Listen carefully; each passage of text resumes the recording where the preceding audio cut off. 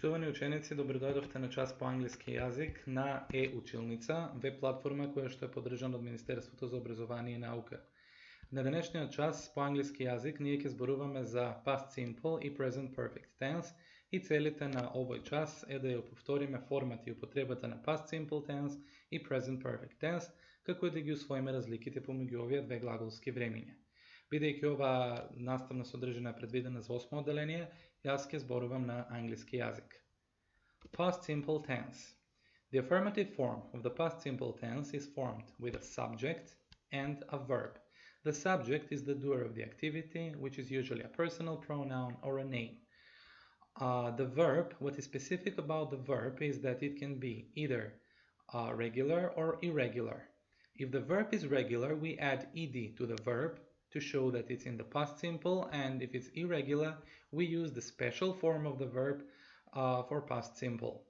So, in the first example, there is I visited my friends last night. I is the subject and visit is the verb, and because it's regular, it's visit, we add ed. In the second example, he drove the car last evening. He is the subject and drove is the verb, but because drive is irregular, we don't add ed to it, but rather we use the special form for past simple tense. What you have to do is you have to learn all the forms of the irregular verbs in its past simple tense form. So every verb should be learned, and you should learn all these forms by heart. The negative form is formed with a subject plus did not or didn't. Did not is the long form and didn't is the short form. They are the same, the meaning is the same, and only the context is different with the meaning of where you are going to use the sentence. So, subject, did not or didn't, plus a verb. What is important to know is that the verb here in the negative form is always used in its base form. So, there is no ed, there is no second column of the verb. You use the base form of the verb. So, I visited would be I didn't visit. He drove would be he didn't drive.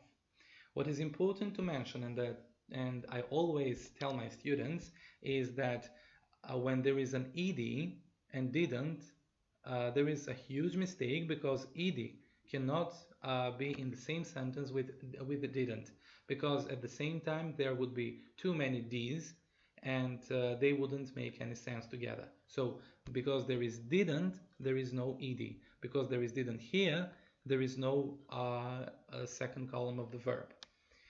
The interrogative form is formed with did plus subject plus a verb. For example, did you visit your friends yesterday? Did they understand the new vocabulary? Again here, as in the negative form, in the interrogative form, the verb is also in its base form. There is no ed, there is no special past simple tense form. So the special forms, past simple forms, are used only in the affirmative form. This is about the formation of the past simple tense. Now we're going to see when it's used. Past simple tense is used to talk about completed actions in the past at a definite time. For example, John arrived here yesterday at 5. What is important to know is that the past simple tense always answers the question when. So, John arrived is past simple sentence, and yesterday at 5 is a time reference marker which tells us when something happened in the past, exactly when. A past simple tense is also used to talk about actions happening one after another, i.e. to talk about a series of completed actions happening one after another. For example, she opened the door, entered the room, took off the coat and sat down. So this is about the use of past simple. It's used to talk about completed actions in the past at a definite time, which we always know when they happened, and also to talk about actions happening one after another. Present perfect tense. The present perfect tense is used with a subject plus have or has plus past participle. There is a choice between have or has, but it's not on us. We don't choose whether to use have or has. Has is always used with third person singular, So he has, she has, or it has, and with all other persons we use have. For example, Michael has touched the fire. In this sentence there is a subject, Michael, and has, which has to be has because Michael is a he, and therefore we have to use has. Past participle. What is a past participle? A past participle is a special form of the verb, which again has to do with the regularity of the verbs. So, if the verb is regular, to make it past participle, then we use ed. For example, touch is a regular verb, and we add ed to get a past participle. Touch, touched. On the other hand, write is irregular. Therefore, we have to learn the forms, past participle forms, that have to be learned by heart. For example, write, written. They have written a letter. In this sentence, there is they, which is a subject, have, which has to be used because the subject is they, and it is third person plural, and the verb write in past participle is written. It's not write or write it or something like that. So it's write, wrote, written. The third column of the list of irregular verbs is written in this case. The negative form is pretty much similar to the affirmative form, and the only change happening here is that of the auxiliary verb have, has, which is used in its negative form. So have, has become haven't or hasn't. So Michael has touched the fire would be Michael hasn't touched the fire. They have written a letter would be they haven't written a letter. So what is important here is to know that, again, haven't is used with all persons except for the third person singular, where we use hasn't. And the interrogative form is made with an inversion between the subject and have or has. So I have would be have I. You have would be have you. He has would be has he. Yes. So have or has plus subject plus past participle. Has Michael touched the fire? Have they written a letter? Are the examples in interrogative form. What is specific to know about present perfect, which unlike the past simple, is that we use the past participle form in all three forms, in affirmative, negative, and interrogative.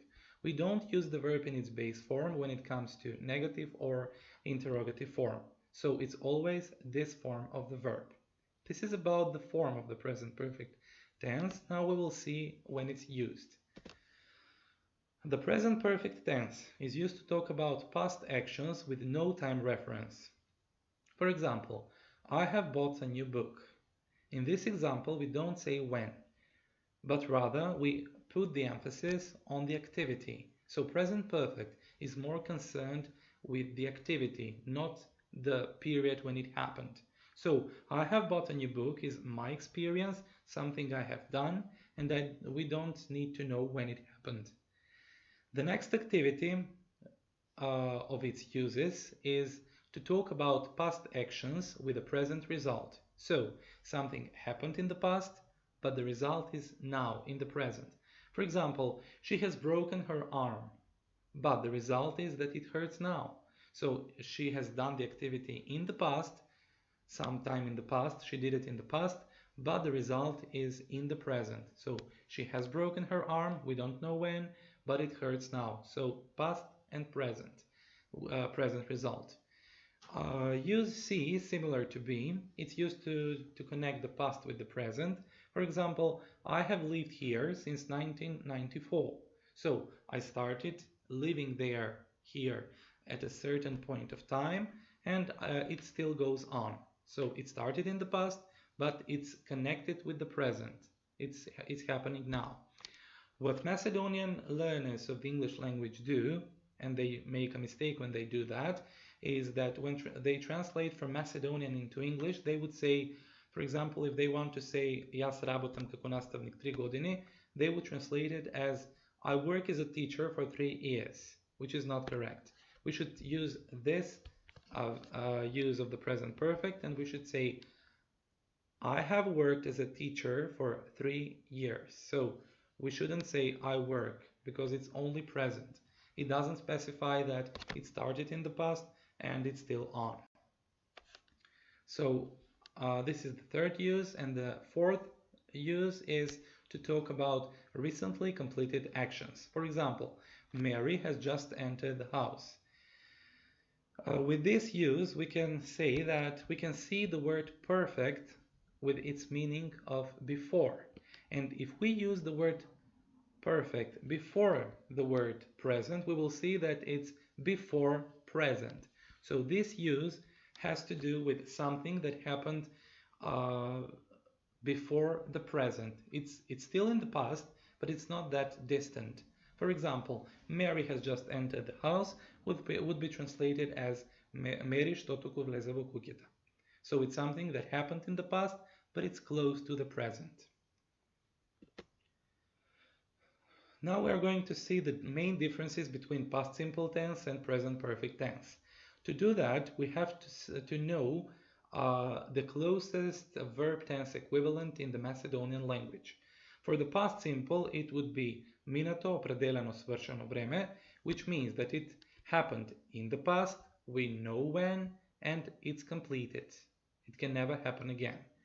Present perfect in Macedonian would be translated as минато неопределено време.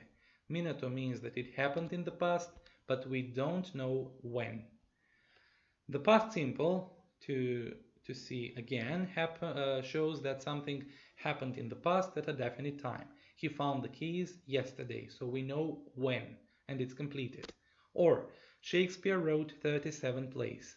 This is a completed past action with no possibility to be repeated, because Shakespeare is dead and there is no possibility that he will work again.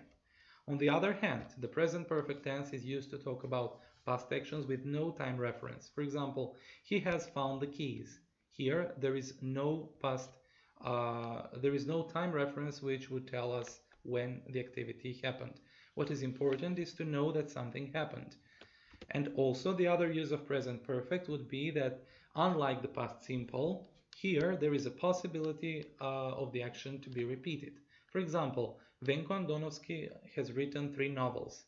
Venko Andonovsky is an author which still works, he is still active, and there is a possibility for him to write many more books. So that's why we can say that past simple is completed, it can never happen again, whereas present perfect can happen again. So there is a connection between the present and the past, and also the present result can be seen now. If everything is clear, I want to suggest something more, and that is that there are certain expressions that we can use to distinguish between the past simple and the present perfect. When you see these expressions, last, night, evening, and so on, so everything combined with last or with ago, 3 days ago, 1 year, 2 months, and so on, you should know that it's past simple, because this tells us exactly when something happened, or yesterday, for example. On the other hand, present perfect is used with the following phrases: just, already, yet, never, so far, ever, for, since. So, whenever you see these phrases, you should know that you should use the present perfect tense. Bear these expressions in mind and copy them in your notebooks so that you can have them, and so that you can have them by your side to help you decide when you do such activities. What I want us to do now is to see these illustrations and to imagine that these 2 windows, this one and this one, let's say, were broken in the past. In the first illustration, we can see that this window there is still something on it, and here there is nothing. What I want you to do now is to tell me which sentence, A or B, you're going to use for the first illustration and which you're going to use for the second illustration. If you chose sentence B, someone has broken the window, for illustration 1, then you're right. Why? Because it was done in the past, but the result is still here. So somebody has broken the window, someone has broken the window, and it's still broken. I can see the result. And in the other in the other illustration, somebody broke the window, but it's fixed now. So someone broke the window, but after that it was fixed. There is no present result in this example. And finally, there is an exercise that I want you to do alone, individually. Please bear in mind and pay attention to all the expressions in the sentences. And in order to do this activity, where you should use the verbs in brackets in either past simple tense or present perfect tense, I want you to stop the video, to concentrate on the sentences, and after that, I'm going to explain at least two of them and with their uses. The answers are: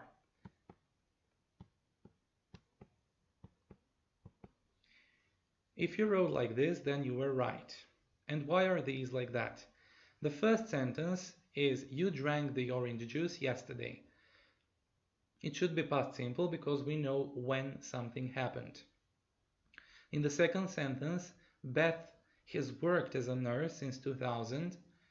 There is the word since, which shows us that something has started and it's still on. In the third sentence, have you seen the mountain yet? The word yet tells us. In the fourth example, John didn't buy a new car when he was in London. When he was in London tells us that it happened in a certain period, which we might know when it was. And the fifth sentence is, did he meet you last evening? Last evening shows us that we know when something happened, and that's why it's in the past simple tense. I hope that this lesson will be useful for you, and I hope that you learned something new. Thank you for your attention, and see you soon.